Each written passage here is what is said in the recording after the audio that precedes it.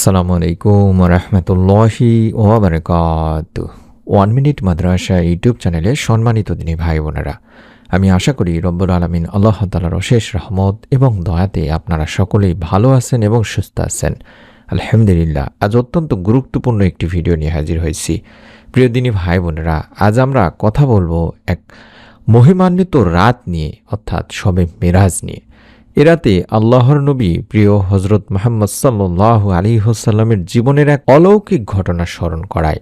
অনেকেই প্রশ্ন করেন, এ রাতে কি আমল করলে আল্লাহর রহমত পাওয়া যায়?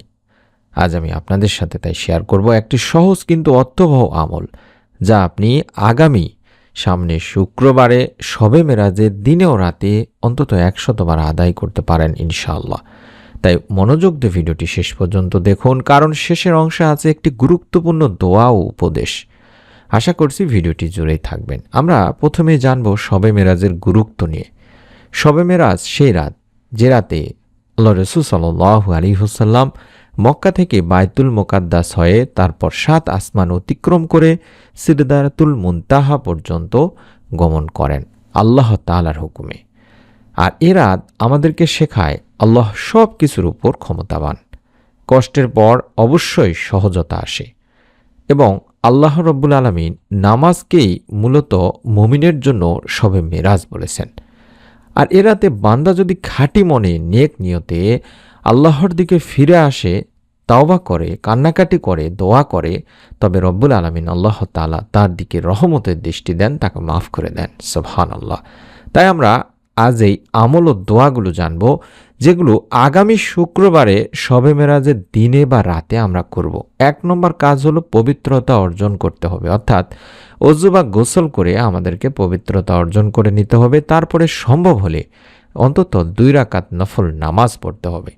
তারপর শান্ত মনে মনোযোগ সহকারে নিচের এই দোয়াটি 100 বার পাঠ করতে হবে, যেটিকে ইস্তেগফারের দোয়া বলা হয় থাকে। তবে দোয়াটি পড়ার আগে বা শুরুতে কিংবা শেষে আপনাকে অবশ্যই দরুদ শরীফ পাঠপূর্বক দোয়াটি পড়তে হবে।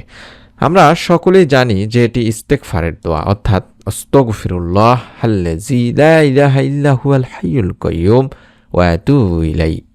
আবারও বলছি, আস্তাগফিরুল্লাহ আল্লাযী লা ইলাহা ইল্লা হুয়াল হাইয়ুল কাইয়্যুম ওয়া আতুবু ইলাইহি। এভাবে অন্তত আমাদেরকে 100 বারে ইস্তেগফারটি করে নিতে হবে। এটি এতটাই পাওয়ারফুল ইস্তেগফার, যার মানে আমরা বলছি যে আমি আল্লাহর কাছে ক্ষমা চাই, তিনি ব্যতীত কোনো মাবুদ নেই, তিনি চিরঞ্জীব ও চিরন্তর, এবং আমি তার কাছেই ফিরে আসি। তিরমিজি এবং আবু দাউদে এই দোয়াটির কথা বলা হয়েছে। তিনি ভাই বোনেরা, এটা পড়ার সময় আপনি মনে মনে আপনার নিজের করা জীবনের যত গুনাহ আছে সমস্ত গুনাহকে স্মরণ করার চেষ্টা করবেন। আল্লাহর কাছে লজ্জিত হয়ে ক্ষমা চাইবেন আর বলবেন যে, হে আল্লাহ, আমি দুর্বল, আপনি ক্ষমতাশীল। ইনশাআল্লাহ এই আমল তাওবার অনুভূতি জাগিয়ে তোলে, অন্তরে প্রশান্তি আনে এবং আল্লাহর সাহায্যের দরজা যে আছে সেটি খুলে দেয়।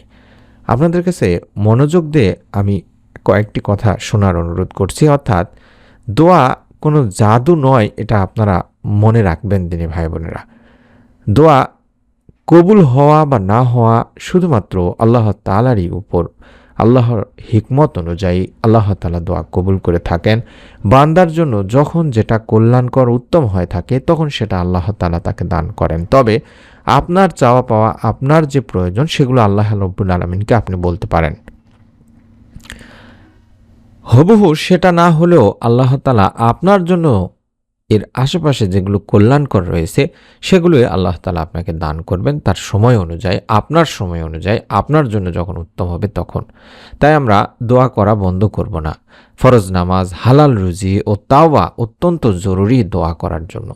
আপনি যদি নামাজে গাফেল হন, হারাম থেকে না ফিরেন, মানুষের হক যদি নষ্ট করে রাখেন, তাহলে আগে এগুলো ঠিক করার চেষ্টা করুন বা ঠিক করুন। কারণ আল্লাহ তাআলা বলেন, নিশ্চয়ই আল্লাহ তওবাকারীদের ভালোবাসেন। যদি আপনি এগুলো ঠিক রেখে আল্লাহ তাআলার কাছে এই তাওবা বা ইস্তেগফারের দোয়াটির মাধ্যমে চাইতে পারেন, এই পবিত্র শবে মেরাজের রাতে রব্বুল আলামিন আপনাকেও নিরাশ করবেন না ইনশাআল্লাহ। এবার চলুন আমরা শেষে যেটি বলেছিলাম যে সবাই মিলে একটি দোয়া, সেই দোয়াটি শিখিয়ে দেই। হে আল্লাহ, শবে মেরাজের বরকতে আমাদের গুনাহ মাফ করুন, আমাদের অন্তরকে পরিষ্কার করুন, দুনিয়া ও আখিরাতে আমাদেরকে কল্যাণ দান করুন।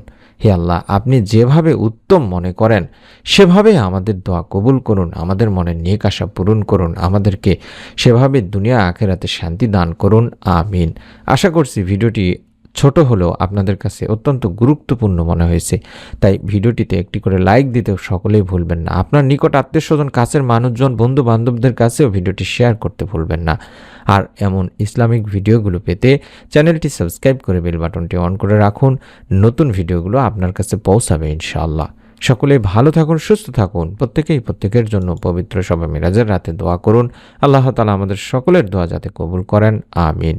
আসসালামু আলাইকুম ওয়া রাহমাতুল্লাহ।